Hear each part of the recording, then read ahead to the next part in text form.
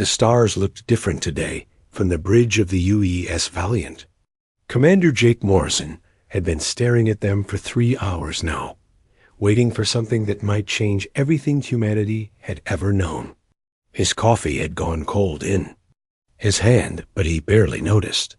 The communication from the alien ships still echoed in his mind, like a bad dream that refused to fade away.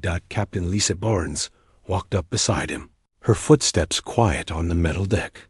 She carried a data pad. That contained the translated message they had received exactly 71 hours and 43 minutes ago.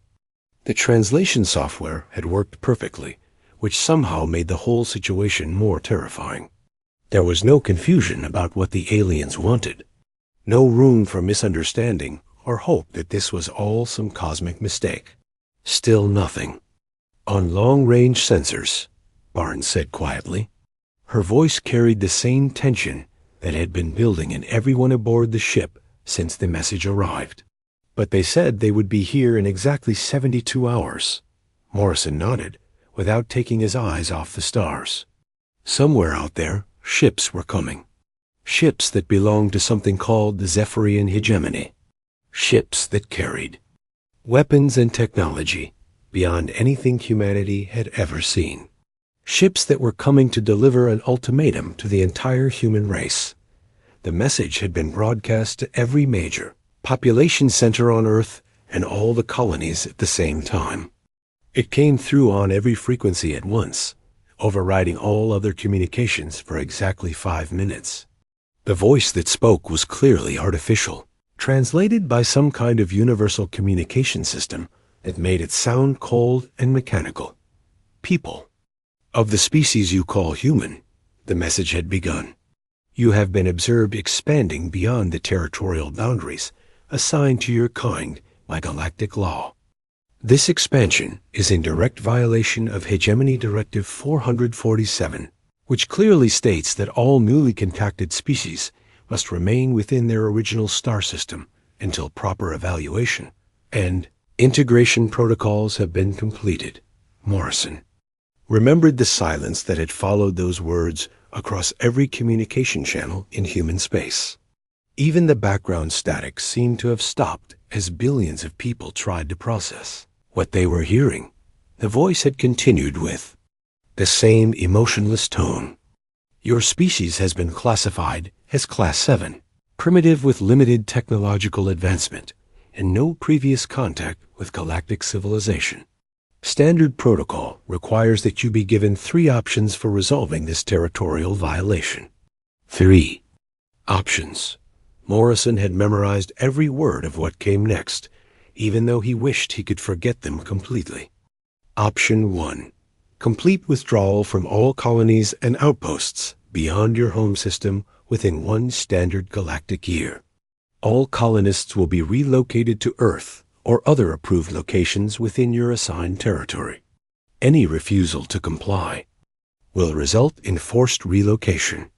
The second option had been even worse. Option 2. Voluntary submission to hegemony authority with full integration into our galactic order. Your species will be provided with appropriate work assignments and living conditions under direct hegemony supervision. Individual freedoms will be limited as necessary to ensure peaceful compliance. But it was the third option that had made Morrison's blood run cold. Option 3.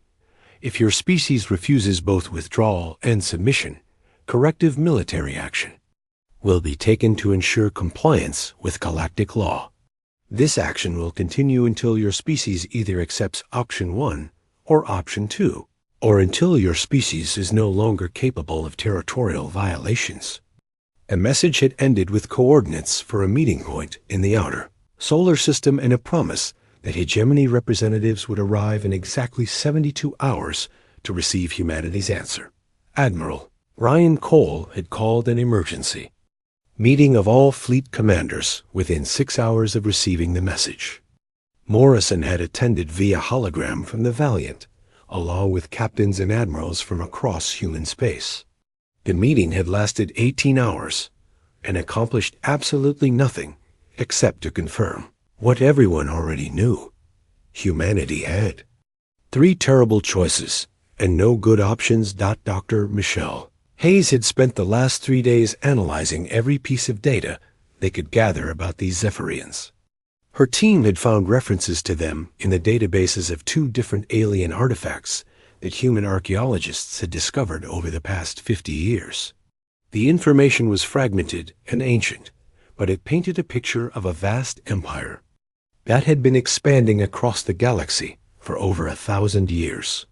"They're not explorers or traders," Hayes had reported during the last briefing. "They're conquerors.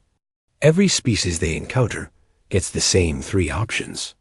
According to the data we found, 47 different civilizations have been contacted by the hegemony in the past millennium." Morrison had asked the question that everyone was thinking. How many of them chose to fight? Hayes had looked down at her notes for a long moment before answering. None of them. Every single species either withdrew to their home system or accepted integration into the hegemony. We couldn't find any record of a species choosing military resistance. That information had led to the most important meeting in human history. President Catherine Walsh had convened an emergency session of the World Council, bringing together representatives from Earth and every human colony. The debate had raged for 2 full days, while the deadline grew closer and closer.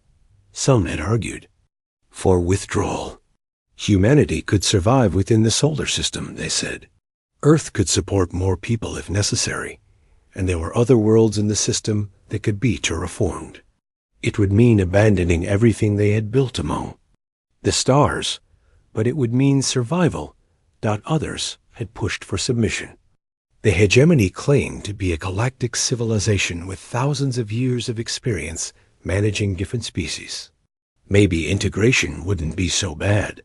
Maybe humanity could learn from these advanced aliens and eventually earn better treatment through cooperation.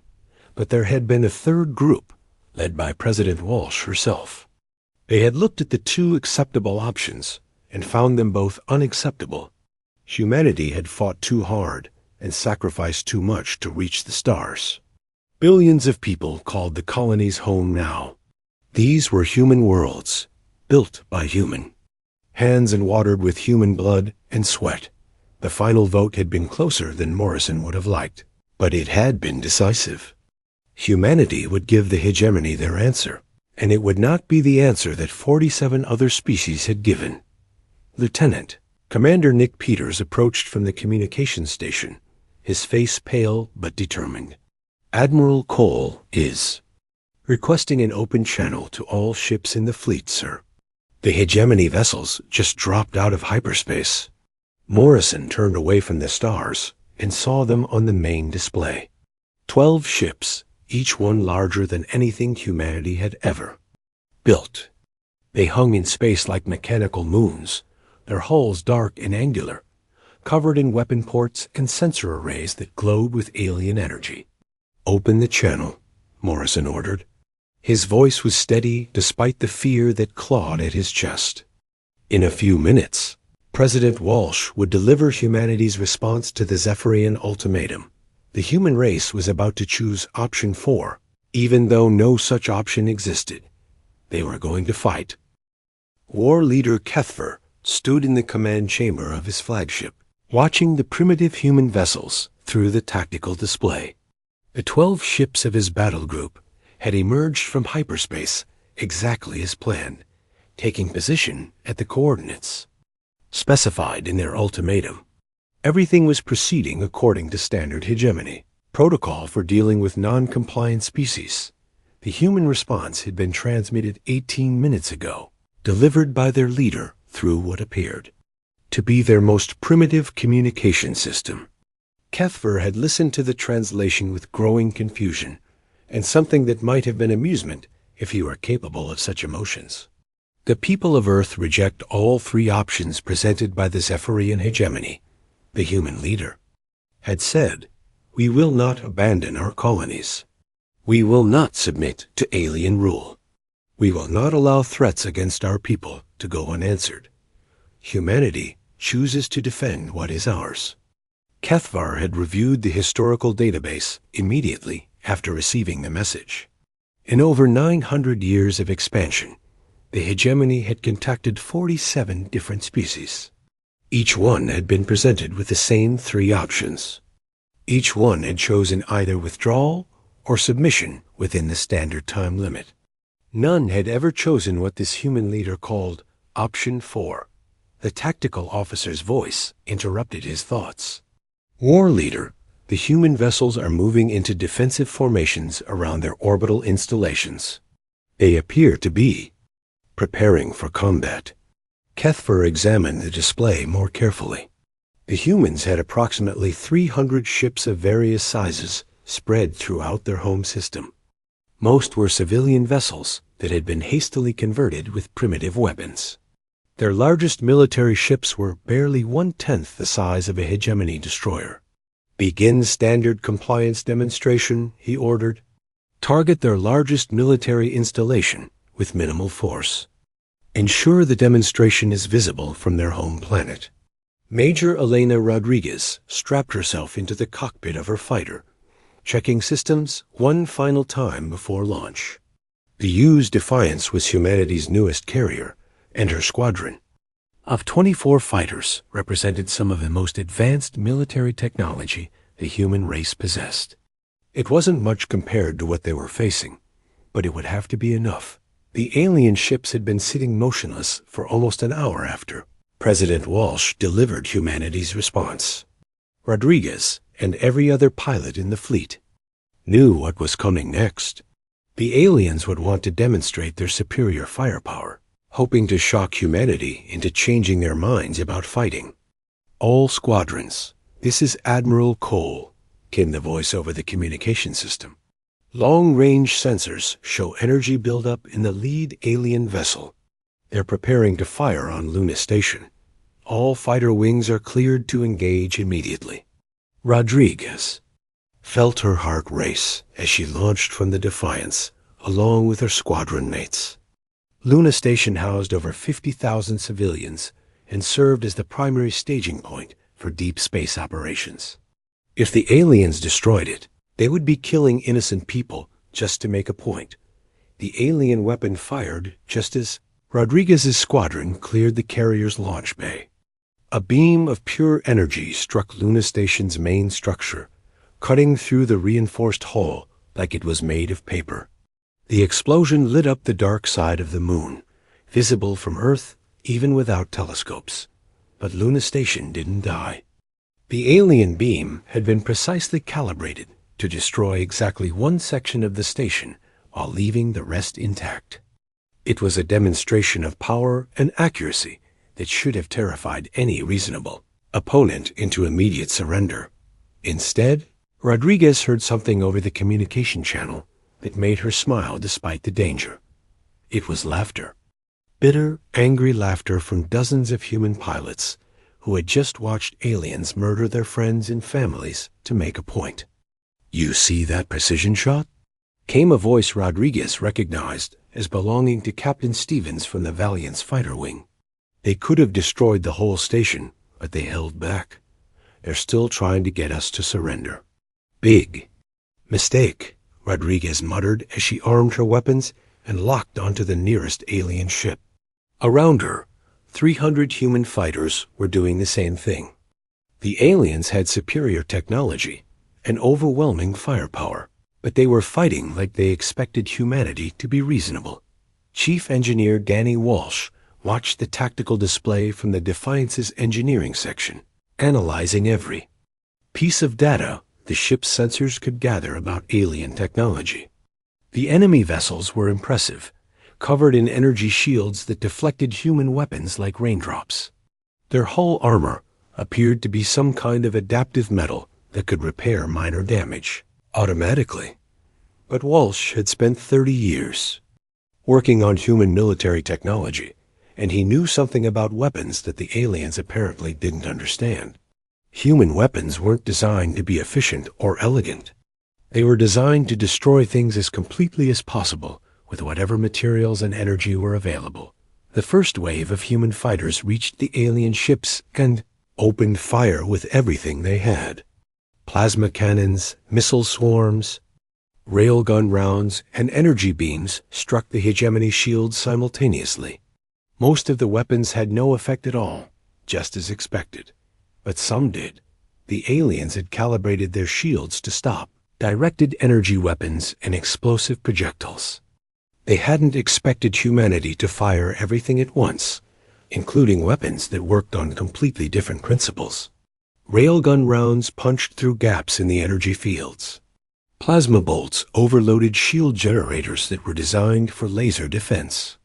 Missile warheads detonated inside the shield, perimeter after slipping through holes created by other weapons. Walsh watched alien shield sections flicker and fail as human pilots exploited every tiny gap and weakness they could find. The damage was minimal, barely scratching the alien hull armor, but it was damage. Humanity had drawn first blood against an enemy that had expected complete invulnerability. General Amanda Foster coordinated the defense from Earth's orbital command center, watching reports flood in from across the solar system.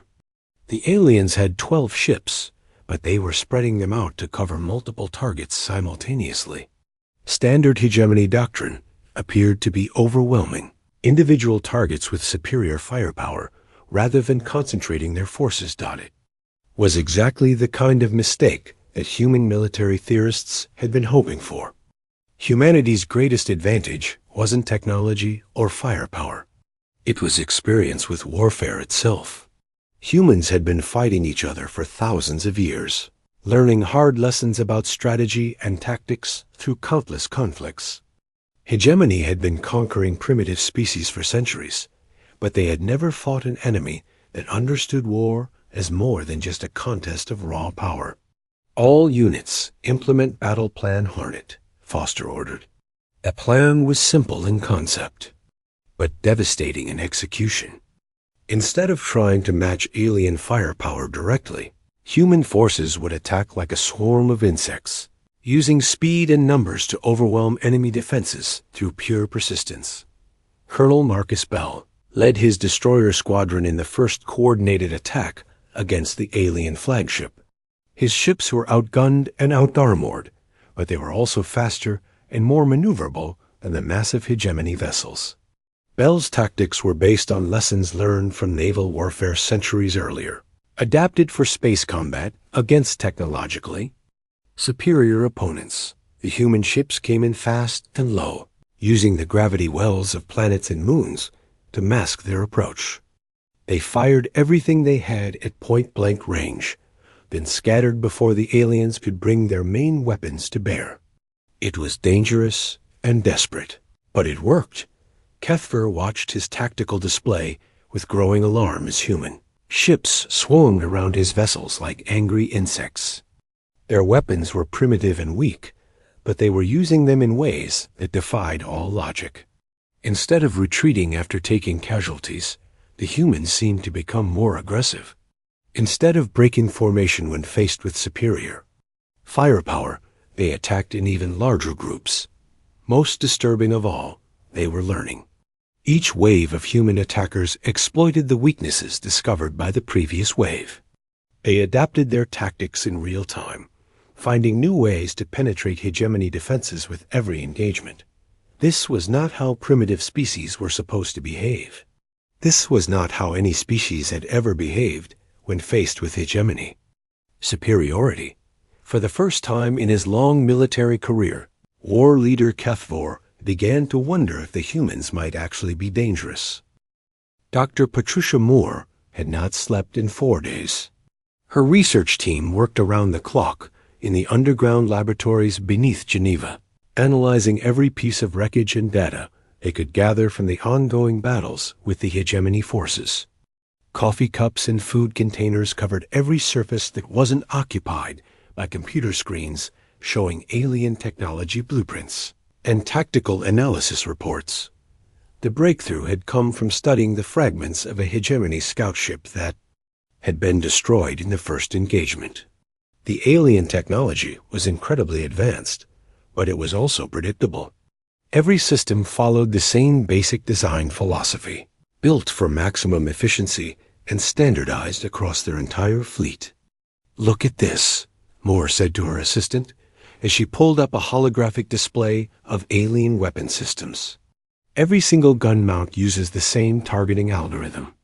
Every shield generator operates on the same frequency cycle. Their entire military doctrine is based on overwhelming primitive opponents with superior technology.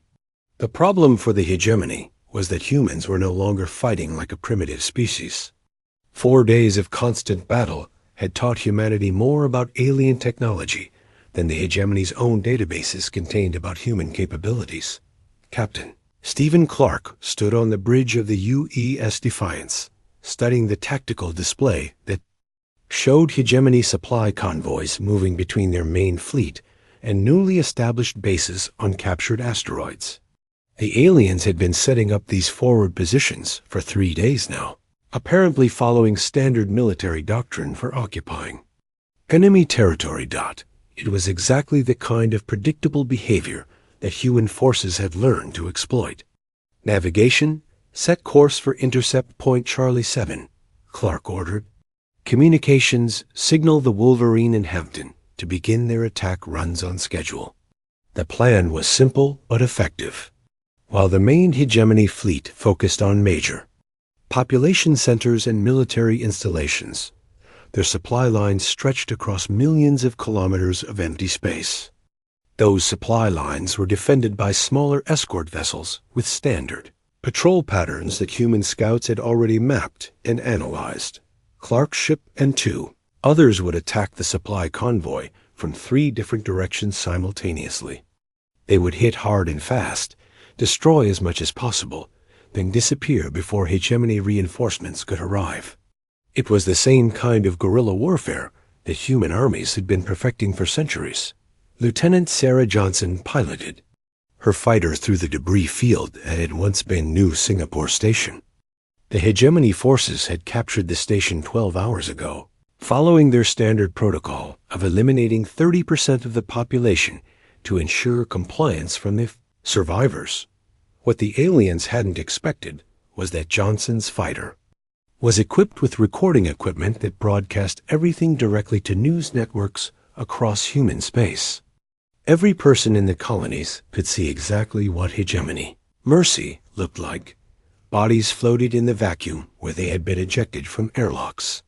Entire sections of the station had been destroyed with precision weapons, chosen specifically to maximize civilian casualties while leaving the infrastructure intact for alien use. Children, elderly people, families who had never held a weapon in their lives, all killed to make a point about the cost of resistance. Johnson had seen similar footage from every station and colony the hegemony had captured. The aliens called it compliance conditioning and treated it as a routine military procedure. They genuinely seemed to believe that terrorizing civilians would make the rest of humanity more willing to surrender. Instead, it had the opposite effect. Every broadcast of alien atrocities made human resistance stronger. Colony militias that had been considering surrender instead began fighting with desperate fury. Civilian populations that had been afraid of the aliens now demanded that their governments fight even harder. Admiral Tony Parker coordinated with colonial defense forces from his command center on Mars, watching as the strategic situation evolved in ways that the hegemony clearly hadn't anticipated. The aliens had conquered 47 species using the same basic approach: demonstrate superior power, occupy key positions, eliminate resistance through targeted violence. But humanity wasn't responding like the other 47 species had. Instead of centralizing their resistance around major population centers, human forces were spreading out across hundreds of different worlds and installations. Instead of trying to protect everything, they were abandoning some positions while reinforcing others in patterns that seemed random but were actually carefully planned. The hegemony was fighting an enemy that treated warfare as an art form rather than a simple contest of strength. Human military doctrine had been shaped by thousands of years of conflict against other humans, creating a deep understanding of strategy and tactics that the aliens had never encountered. Commander Rachel Stone analyzed the latest battle reports from her position aboard the intelligence vessel UES Observer. The patterns were becoming clear now. Hegemony forces were incredibly powerful when facing direct resistance, but they struggled against unconventional tactics. The aliens expected their enemies to fight honorably, protecting civilians and infrastructure, while trying to minimize casualties on both sides. They had developed their military technology and doctrine around defeating opponents who followed logical rules of engagement. Humans, on the other hand, had learned long ago that survival sometimes required abandoning conventional rules. Human forces would sacrifice military bases to protect civilians, then turn around and sacrifice civilians to protect strategic resources, depending on what served the larger goal of victory. More importantly, humans understood that warfare was ultimately a psychological contest. The side that maintained its will to fight longest would eventually win, regardless of technological advantages. Stone's analysis showed that hegemony forces were becoming increasingly frustrated and aggressive. As human resistance continued, the aliens had expected to complete their conquest within days, following the pattern established with previous species. Instead, they were facing a war that was already lasting longer than some of their entire previous campaigns. The psychological pressure was starting to show in alien communication patterns and battlefield behavior. Hegemony commanders were making increasingly poor tactical decisions, driven by anger and confusion rather than careful planning. War leader Kethver stood in his command chamber, staring at tactical displays that showed a situation he had never encountered in 40 years of military service. Human resistance was not decreasing despite mounting casualties and territorial losses. If anything, the primitive species seemed to be fighting harder as the war continued. His fleet had successfully captured 17 major installations and eliminated thousands of enemy combatants. By all logical measures, the humans should be ready to negotiate surrender. Instead, they were launching even more aggressive attacks against hegemony supply lines and forward positions. Even worse, human tactics were evolving rapidly. Techniques that had worked against them a few days ago were now useless as human commanders adapted and developed countermeasures. The primitive species was learning faster than his own forces could adjust their strategies. Kethver's tactical officers reported that human forces were now using captured hegemony equipment against them, somehow managing to operate alien technology despite having no previous experience with it. They were also broadcasting propaganda messages on hegemony communication frequencies, something that should have been technically impossible with their primitive equipment. Most disturbing of all were the reports from subject species in nearby systems. Several worlds that had been under hegemony control for decades were experiencing unrest and rebellion after learning about human resistance. The humans were inspiring other species to fight back, threatening the stability of the entire regional empire. For the first time since the campaign began, Kethver found himself considering the possibility that this war might not end with human surrender. The species that had never learned to yield was teaching the galaxy that resistance was possible.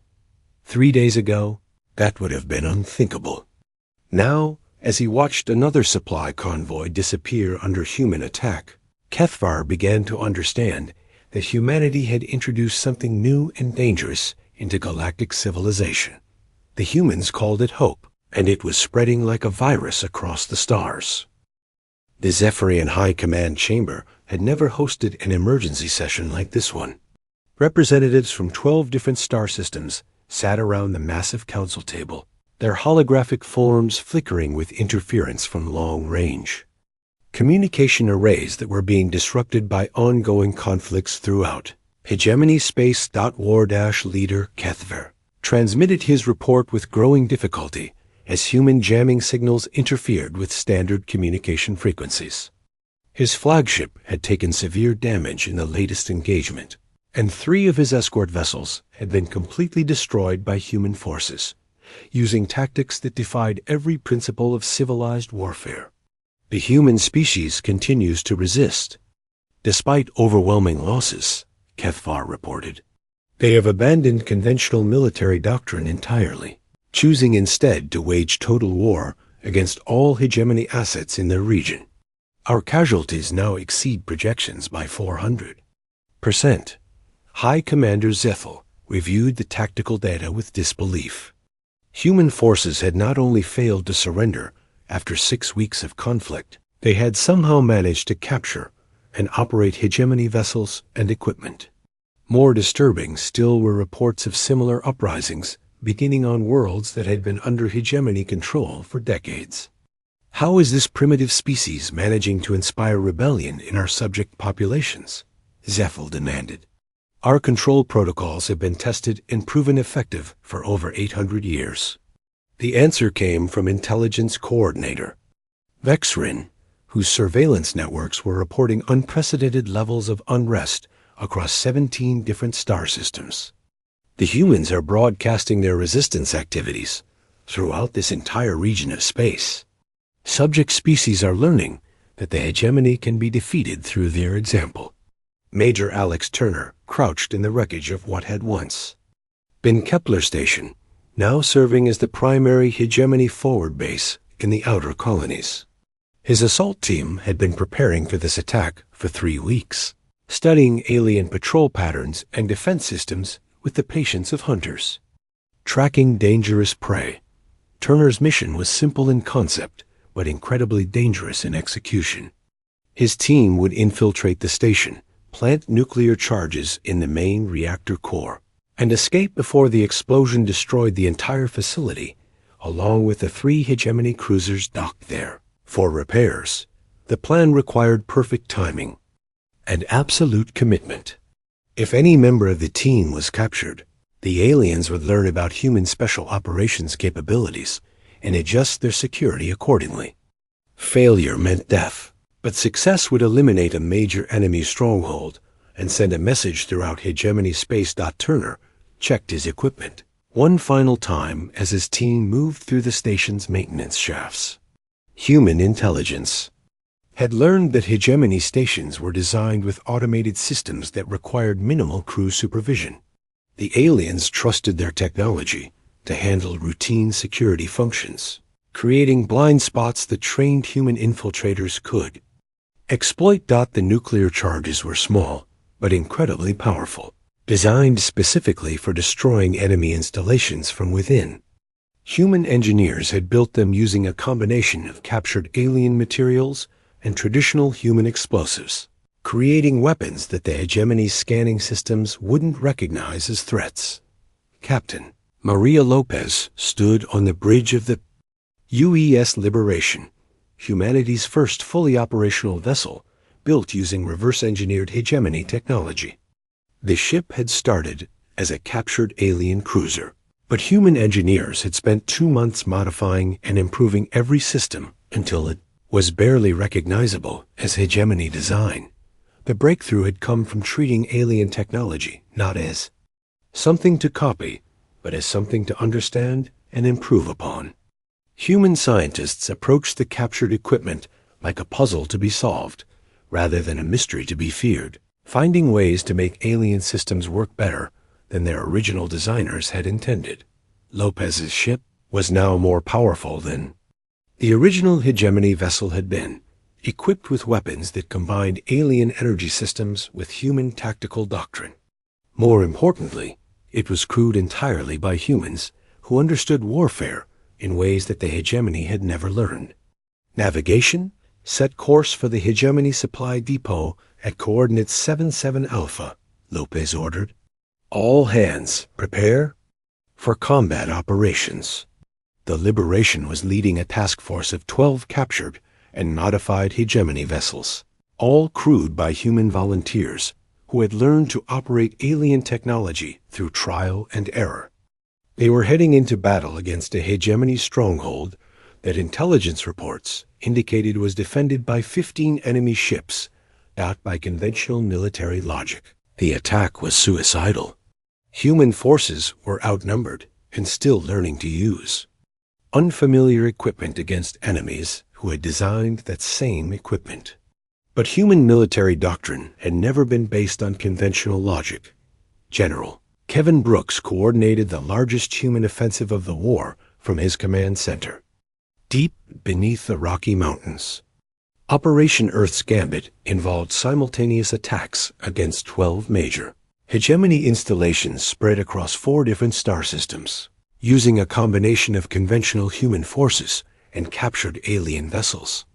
The plan was ambitious beyond anything humanity had ever attempted, requiring precise timing and coordination across interstellar distances. If it succeeded, it would cripple hegemony operations in the entire region and force them to abandon their conquest of human space. If it failed, humanity would lose most of its remaining military forces in a single desperate gamble. Brooks had spent 2 weeks analyzing every piece of intelligence they had gathered about hegemony operations and psychology. The aliens were powerful but predictable, following the same tactical patterns they had used successfully for centuries. They expected their enemies to act rationally, protecting their most valuable assets while avoiding unnecessary risks. Gambit was designed to exploit that predictability by doing exactly what the hegemony would never expect. Instead of protecting human population centers, the offensive would leave them temporarily vulnerable while every available ship attacked alien positions. Simultaneously, the psychological impact on hegemony forces would be devastating.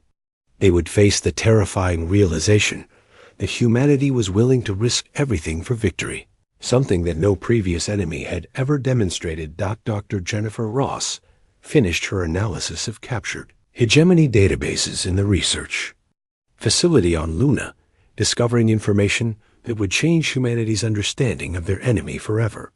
The aliens possessed superior technology and had conquered dozens of species, but they had also become prisoners of their own success.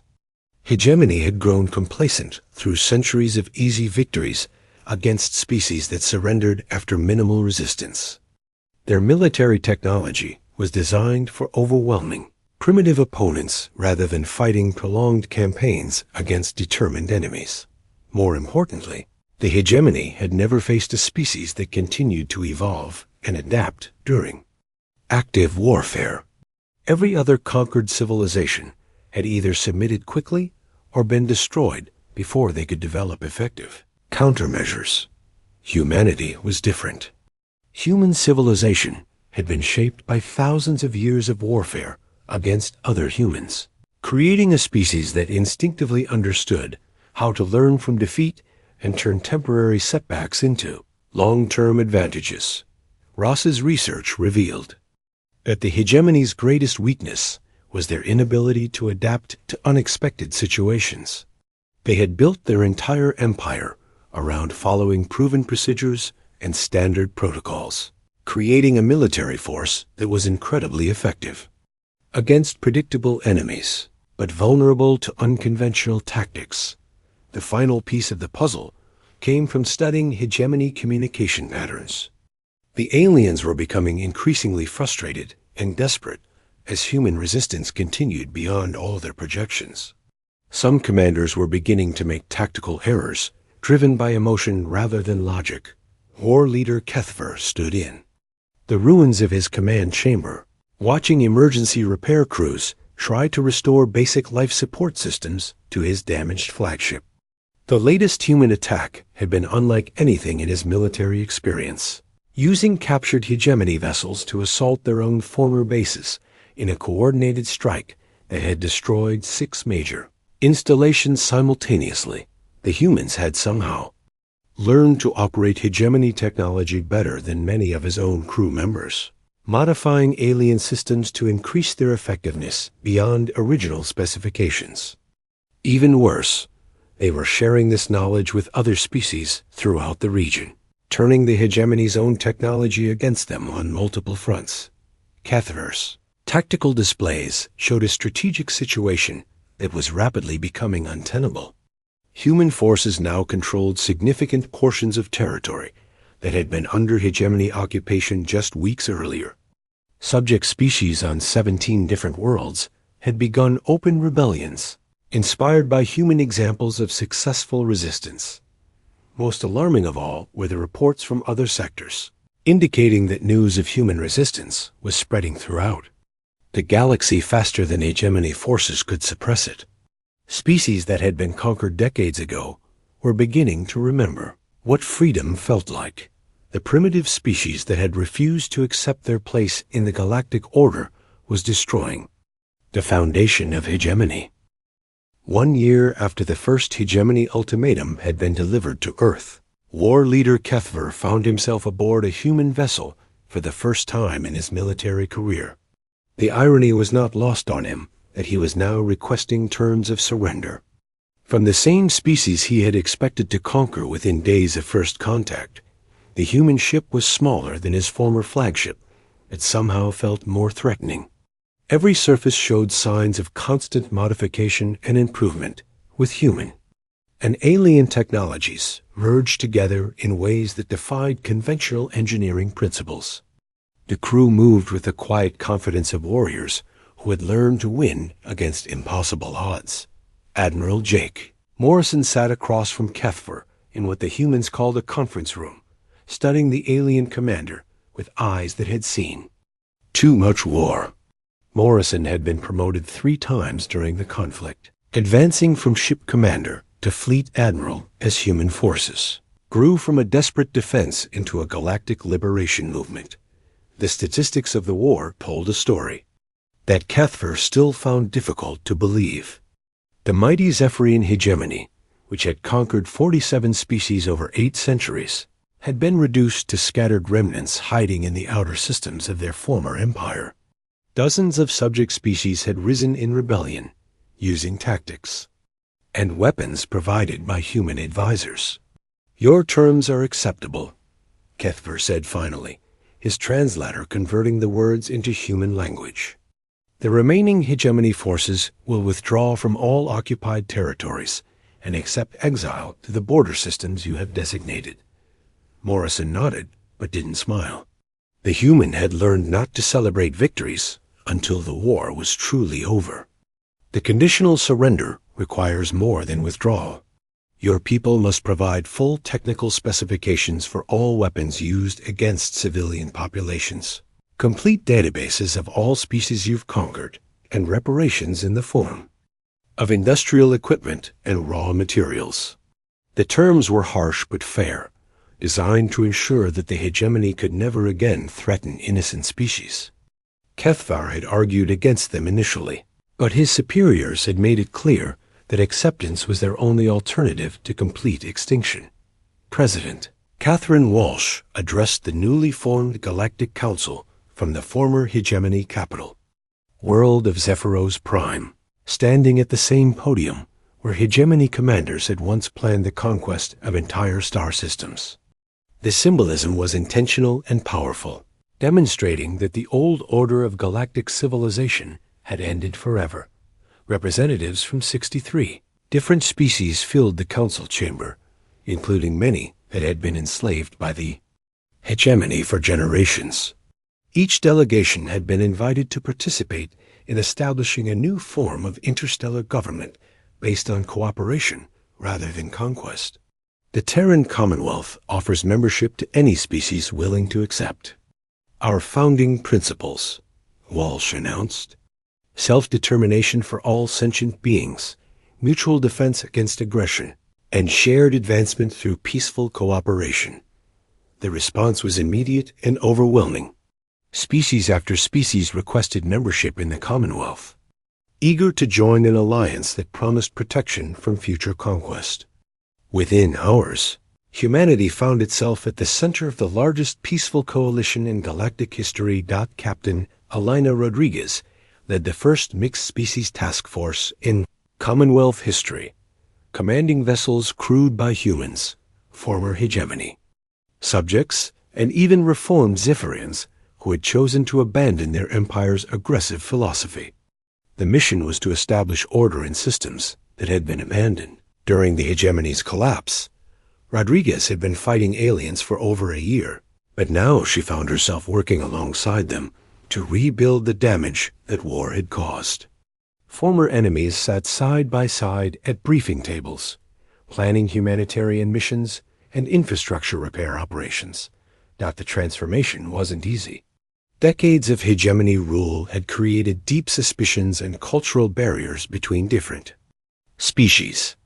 Many Commonwealth members struggled to trust their former oppressors, while ex-hegemony citizens found it difficult to accept that their supposed superiority had been an illusion.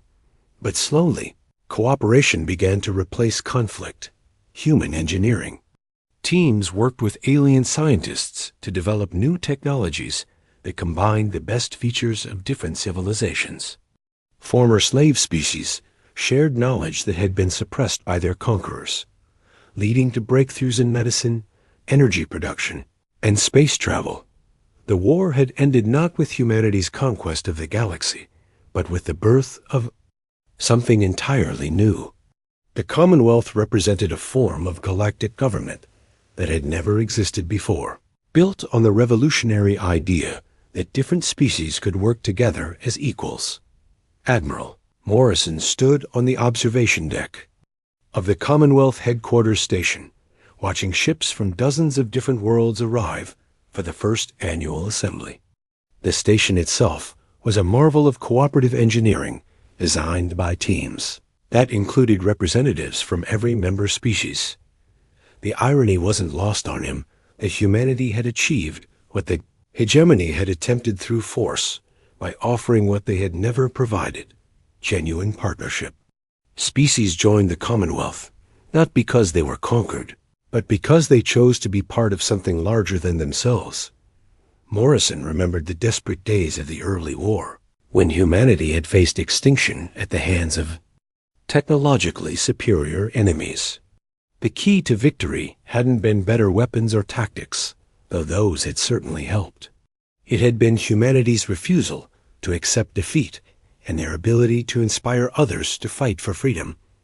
Now that same spirit was spreading throughout the galaxy in peaceful form. The Commonwealth grew stronger, not through conquest, but through attraction.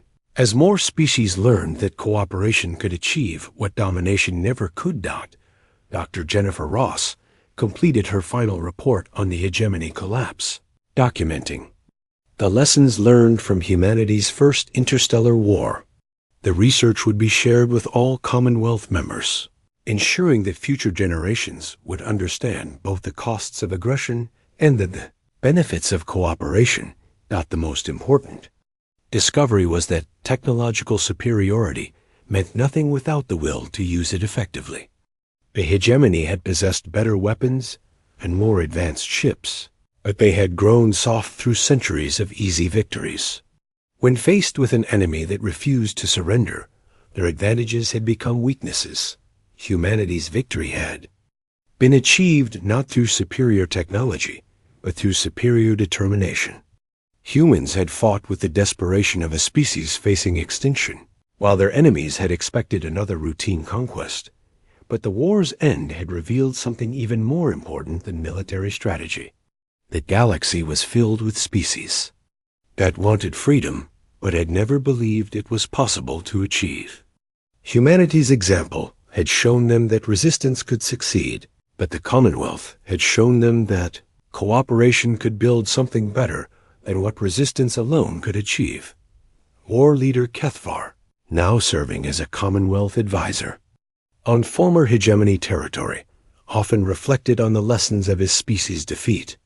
The Zephyrians had believed that strength came from dominating others, but humanity had proven that true strength came from inspiring others to join willingly. The humans had not conquered the galaxy through force. They had liberated it through example, showing other species that a better way of life was possible.